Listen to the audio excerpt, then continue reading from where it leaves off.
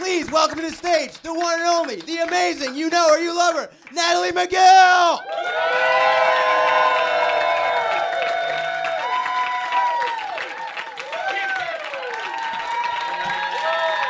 Oh, snap. Wow. Standing O.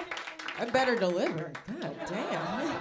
How's everybody doing tonight? Oh, man. Thank you guys so much for coming out. The flight here was delightful.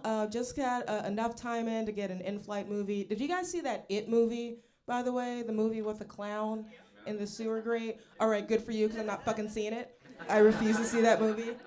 I don't do scary movies. I was telling my friend the other day that I hadn't seen that movie yet, and she was like, all right, well, what was the last scary movie you saw? I was like, oh, The Test of the Emergency Broadcast System. It was a 3 a.m. showing in my studio apartment by myself. Like, I consider myself like a strong, independent black woman until that shit comes on.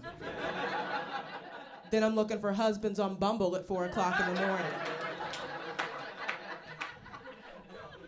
I just wish I could have been in the boardroom, though, when they came up with what that was gonna sound like. Was it just like two dudes in a conference room? Like, what if we made it sound like an ambulance? Oh, everybody knows what an ambulance sounds like. Nobody would pay attention to it. All right, what if we made it sound like dial-up internet is coming to slit our throats? Like, you might have something there. We got any animal lovers out here in the crowd? That should be all of you. So you'll like this headline I saw the other day. It was from this New York zoo, and it read, "April the giraffe is pregnant again." And then next to that, in parentheses, it said, "Yes, it's Oliver's." And I was like, cool, I like how we're calling this giraffe a hoe. To its face. Like, why wouldn't it be Oliver's? Like, have you been to a zoo? You're lucky there's one giraffe in that motherfucker. You're lucky nobody on PCP tried to break in and ride it like a horse. Speaking of animals, here's something that I did not know was a thing until like a week ago. Did you guys know there are adoption agencies for gerbils now? Did you guys know that was a thing? Which is weird, because I thought gerbils are what you got for free after you adopted a real pet, like a dog. Like, as soon as the paperwork goes through, they're like, oh, thank you so much for giving Mr. Subwoofles a good home. By the way, a squirrel fucked a rat and had some babies. Do you want some? You want it? Because it's God's mistake. Please take it.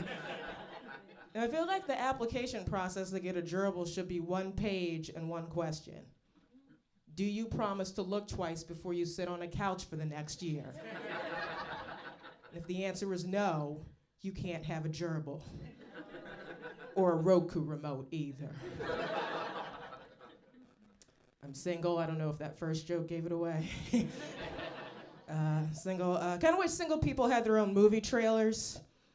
You know, like, just for once, I want the dude with the deep movie trailer voice just following me around all day, saying shit like, her friends don't know where to seat her at their wedding.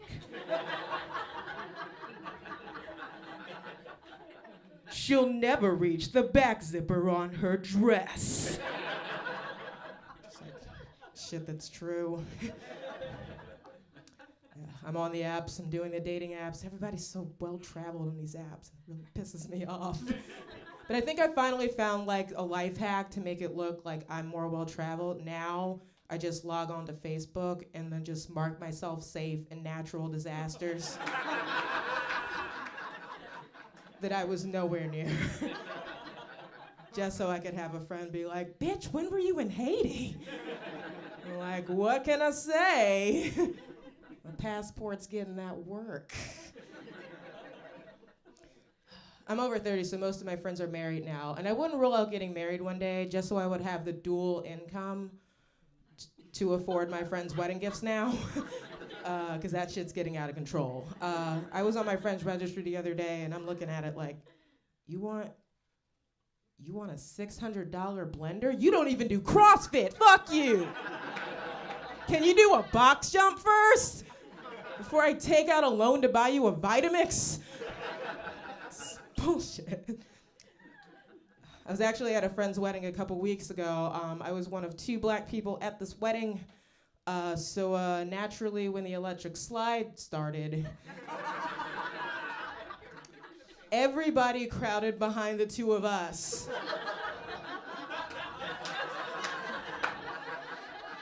To lead the dance.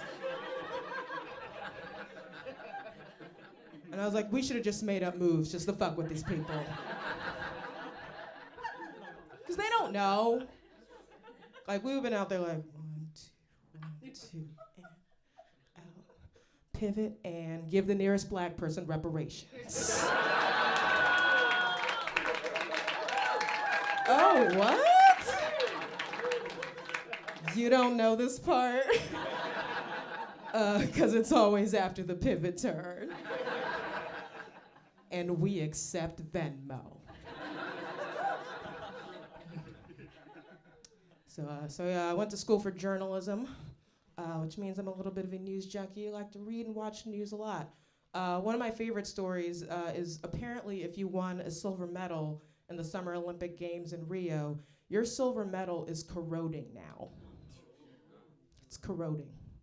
Yeah, because those people needed another reminder that they didn't win.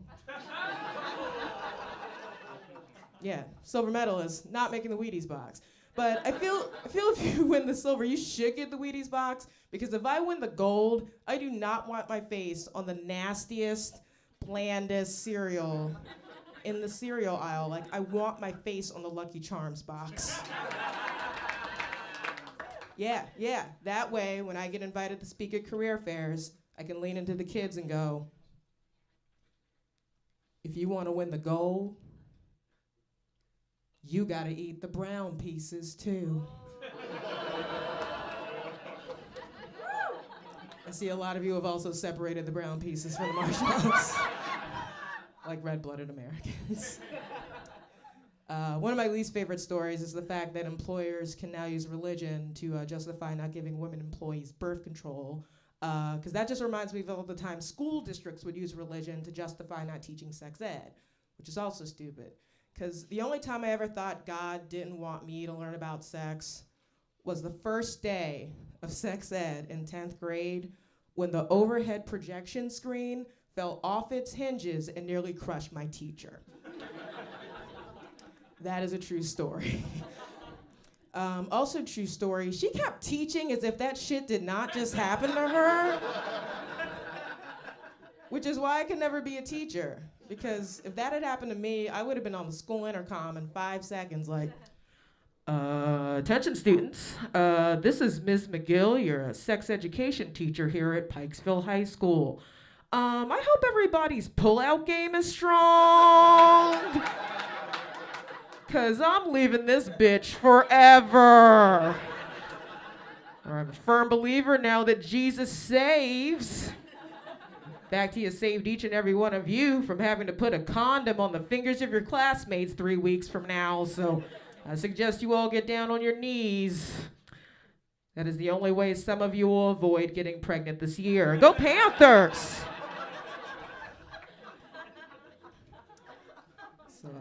So, like I said, I did go to school for journalism. I'm obviously using the degree, write for a living, so I use Microsoft Word a lot. You guys ever been using Microsoft Word and like that red squiggly line comes up underneath stuff that's incorrect? Yeah, why don't we have that for people yet? Why is that not a thing?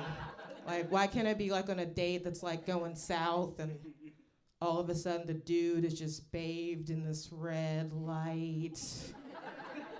And then when I press on it, like a dialogue box comes up that's like, this man thinks the transition between Both and Vivs on the Fresh Prince of Bel-Air was seamless.